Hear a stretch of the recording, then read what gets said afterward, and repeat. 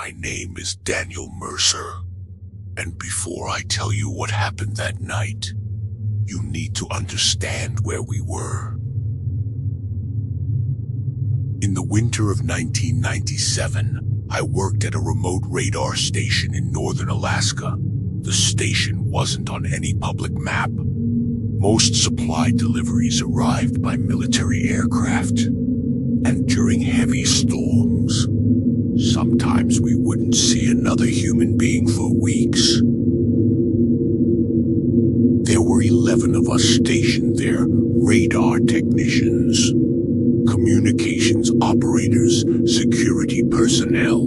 That was it, just snow, steel, machines, and silence. Most nights followed the same routine: monitor the radar, log weather movement, track aircraft entering military airspace. Nothing exciting ever happened there, and honestly, we preferred it that way.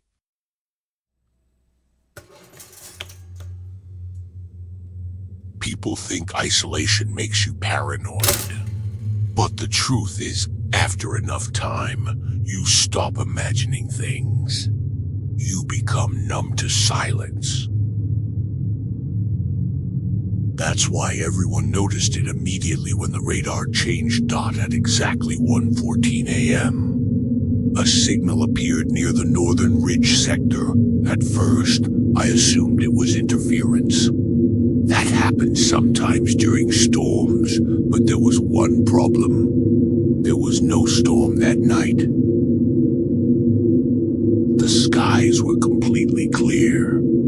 No wind turbulence, no aircraft, no atmospheric distortion, and yet, the signal remained.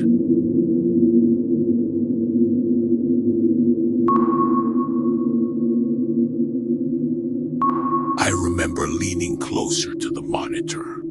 The object wasn't moving normally. It would stop instantly, then accelerate without momentum. No gradual increase in speed, no turning arc. Just movement, impossible movement. I called over another technician named Harris. He stared at the screen for almost 10 seconds without saying a word. Then he quietly said something I still remember perfectly. "That's not an aircraft." The signal remained stationary for the next 6 minutes, then it moved again. This time directly toward our position. Every person in the room went silent. You have to understand, trained radar operators don't scare easily. Most of us were former military. We dealt with system failures all the time, but this felt different. The object moved with intention, like it knew exactly where we were.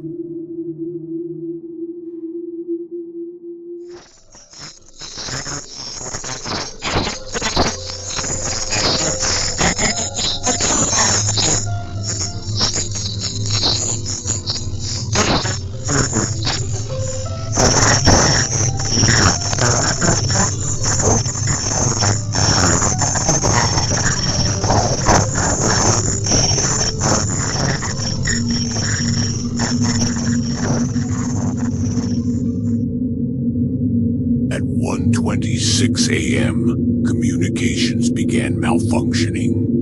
The radio system produced short bursts of distortion. Digital clocks inside the station started drifting out of sync. One monitor shut off completely, then another. Harris tried recalibrating the radar. It didn't respond, not frozen, not broken. It simply ignored commands.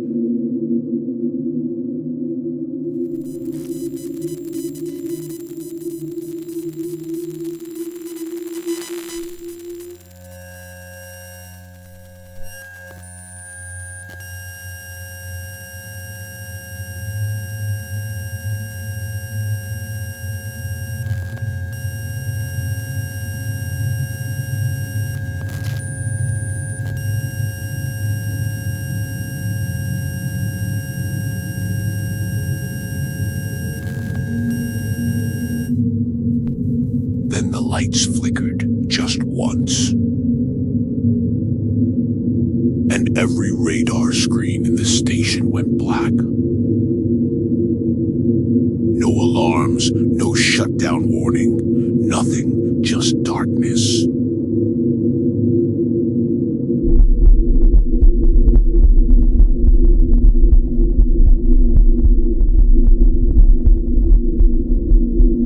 For 6 full seconds, nobody spoke.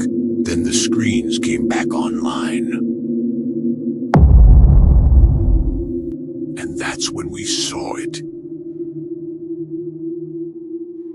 Something was hovering above the mountain ridge north of the station, not on radar, outside. Visible. At first, my brain couldn't process what I was looking at. The object had shape, but not structure. Like parts of it were missing, or unfinished.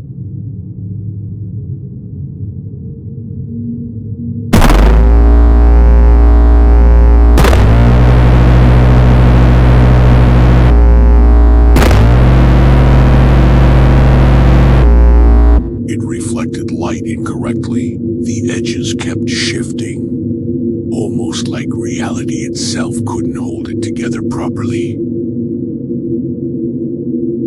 No sound came from it, no engine noise, no rotor blades, no exhaust. Nothing, just silence.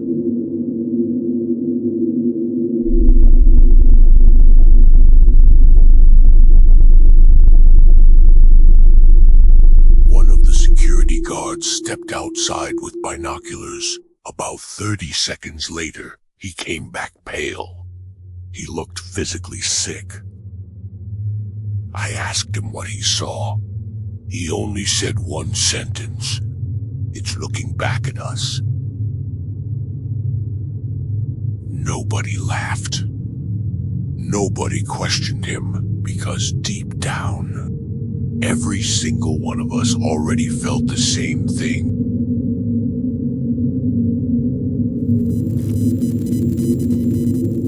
At approximately 1:41 a.m., we started receiving audio interference through the communication systems.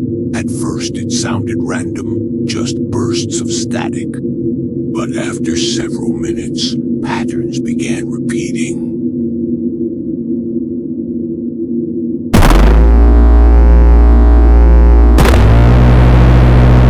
The sound almost resembled language, not words. Structure. One of the operators started recording the signal onto magnetic tape.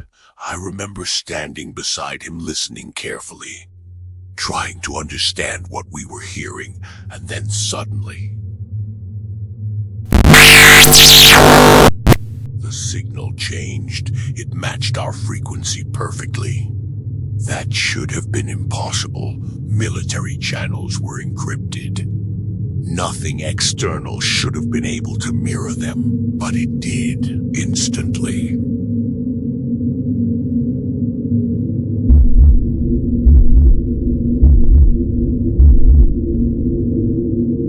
One of the younger operators grabbed the microphone. I still remember his exact words.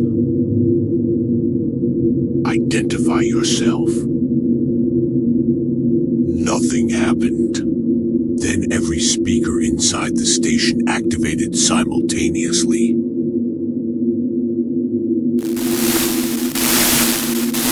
And something answered. At first, we thought it was a replay because the voice sounded identical to the operators. Same breathing, same tone, same rhythm.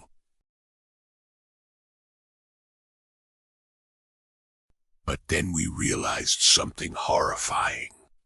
The response came before the recording cycle completed.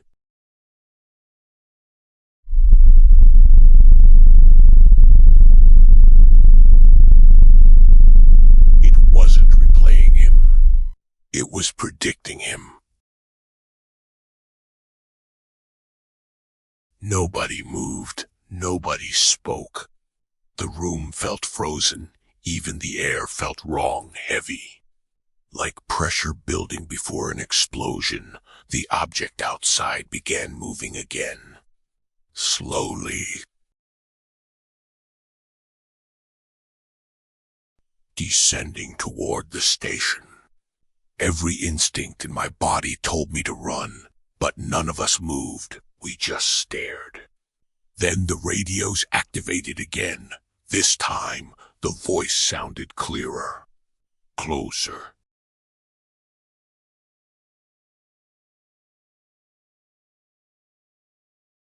Understanding complete.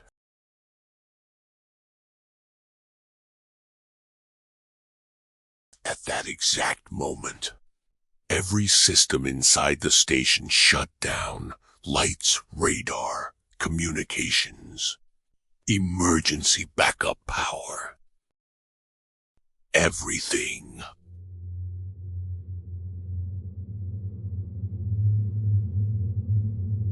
The station had backup generators capable of powering the entire facility for weeks, but they failed instantly. Like something erased them for almost 30 seconds. We sat in total darkness. Nobody spoke. You could hear people breathing. That was it.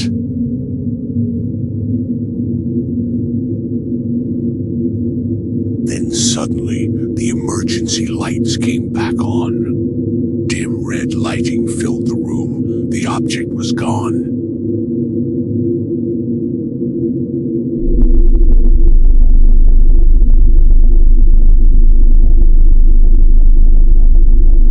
No sound, no movement. Nothing on radar, just empty sky. At sunrise, military personnel arrived by helicopter. None of them wore identification. They confiscated recordings, hard drives, logbooks. Everything.